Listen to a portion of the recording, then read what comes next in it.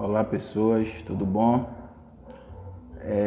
Aqui tá as propriedades dos radicais que eu falei com vocês, que eu iria enviar, tá bom?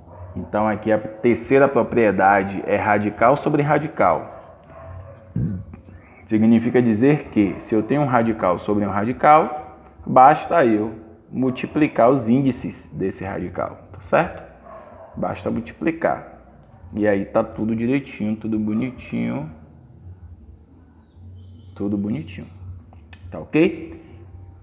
A quarta propriedade, ela diz o seguinte: se eu estou multiplicando radicais que têm o mesmo índice, eu conservo o radical e esse índice e multiplico os radicandos, ó, o A vezes o B. E a quinta propriedade, ela é muito simples, tá certo? Ela diz que se você tem a raiz enésima de A sobre B, é igual a raiz enésima de A sobre a raiz enésima de B. Quer dizer que se a raiz está pegando todo mundo, você tem que encontrar a raiz dos dois números, tanto do denominador quanto do numerador, ok? Então, depois nós vamos fazer alguns exemplos nas nossas aulas de videoconferência, vai ficar mais simples para vocês entenderem aí essas propriedades, tá certo? Uma outra coisa que eu quero que vocês prestem atenção é isso aqui, ó, raízes com radicando negativo. Então vocês têm que prestar atenção, nós estávamos comentando isso na última aula e você tem que prestar atenção no seguinte: se o índice é par, tá bom? O que é um índice par? Se for 2, se for 4, se for 6, não tem solução no conjunto dos reais. Então, se o radicando é negativo, por exemplo, igual a esse caso aqui, ó, e o índice é par, no caso aqui o índice é 2, então não tem solução. Por que não tem solução? Você tem que pensar o quê? Raiz quadrada de menos 4. Aí vem a pergunta: qual é o número que elevado ao quadrado vai dar um valor negativo? Não existe, gente. Não existe. Se a base for negativa e o expoente for par, vai dar positivo. Se a base for positiva e o expoente for par, vai dar positivo também. Então, se o índice é par, não tem solução.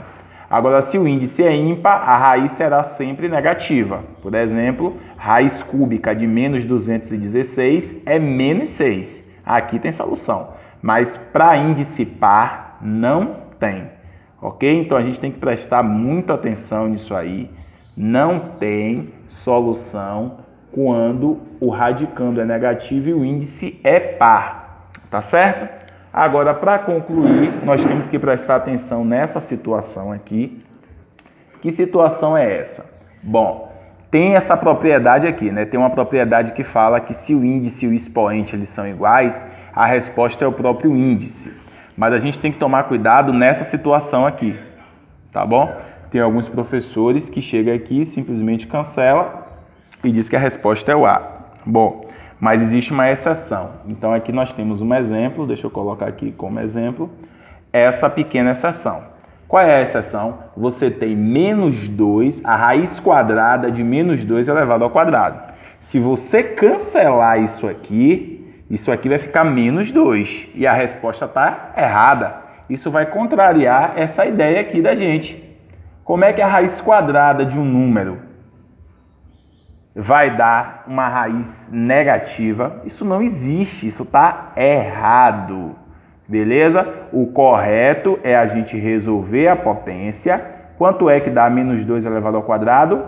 4. E qual é a raiz de 4? 2. Então a resposta é 2 e não menos 2. Então a gente tem que ficar atento a essa propriedade, tá bom? Quando a base é um número negativo.